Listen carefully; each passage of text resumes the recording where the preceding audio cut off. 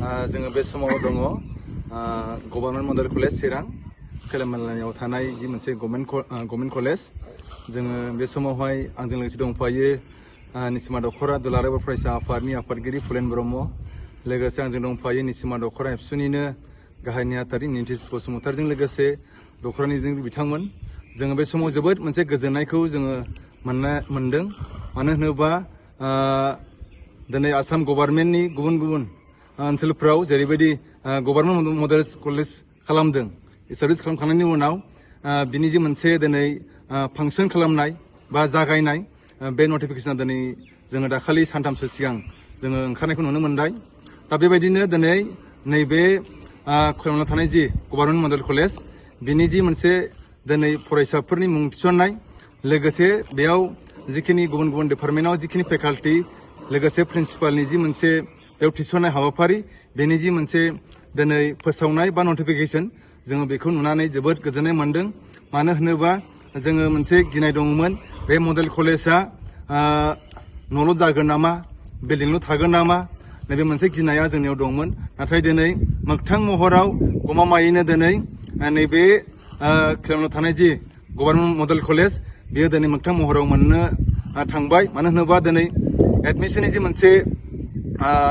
process बेयो दिनै जागायबाय आरो माखासे फरायसाफ्रा अलरेडि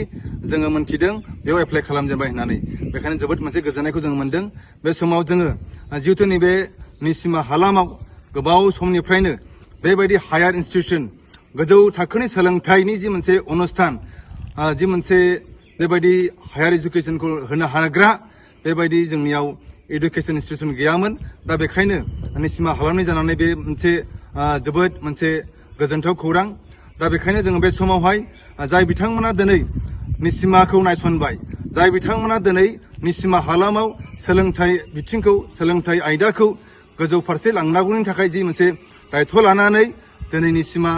ओनसोलाव नैबे गभर्नमेन्ट मडेल कलेजखौ हरबाय बेनि थाखाय गिबियाव दुलाराय बर' फरायसा आफादनि मानगोनां आफादगिरि आरो मानगोनां गाहाय नेहाथारि मुस्रि कनिन्द्र बसुमतारि बिथांमोना दिनै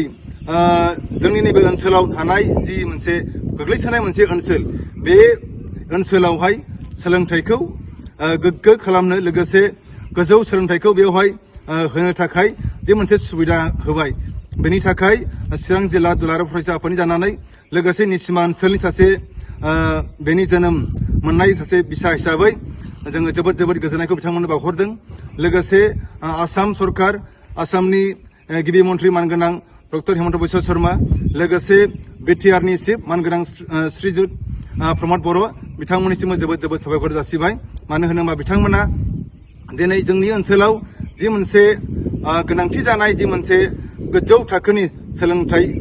अनुस्थान बेखौ जोंनि गेजेराव दिनै होफैनायनि थाखाय जोबोद साबायखर थादों बिथांमोननिसिमबो लोगोसे चिरांनि गासैबो जोंनि दैदेनगिरि बिथांमोनखौ जोङो साबायखर जासिदों दिनै बे मोगथां महराव दिनै जोङो नुफैनो मोननायनि थाखाय बे समाव आरो फंनैसो बाथ्राखौ आं बे समाव मोनथिनो लुबैदों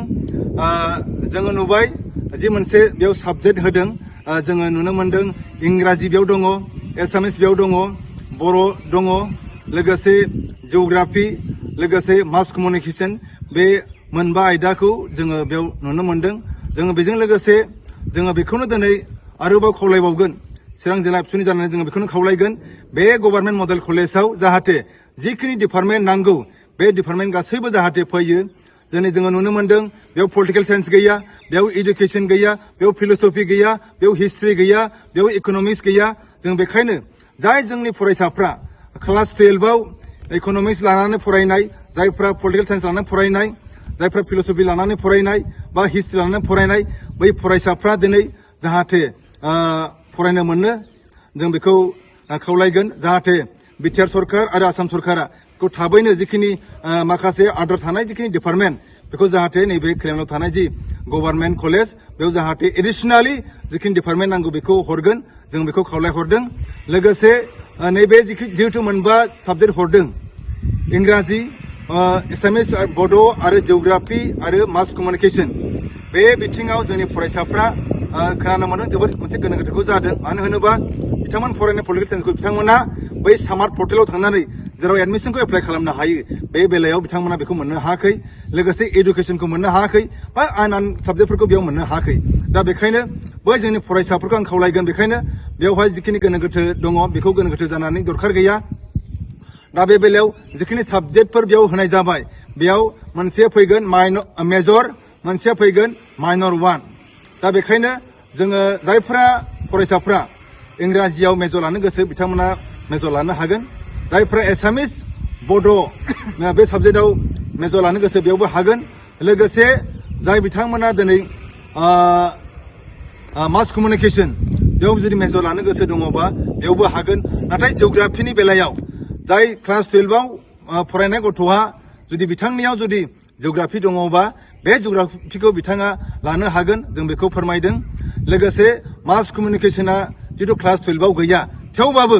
बियो क्लास 12आव फ्राय जिहेतु गैखाया हिसाबै बेखौ मेजर लानायाव खुनु उसुबिदा गैया बेखायनो मास कमिउनिकेसनखौ जोङो मेजर हिसाबै लानो हायो आं बेखौ फोरमायबाय जोंनि फरायसाफ्रा बेयाव खुनु गोनो गोथो जानांगौ दरखार गैया जोंनि निसिमा हालामनि गासैबो एबार जायफ्रा क्लास 12खौ पास जाबाय नोंथांमोना नैबे खोलामनायाव थानाय जि मोनसे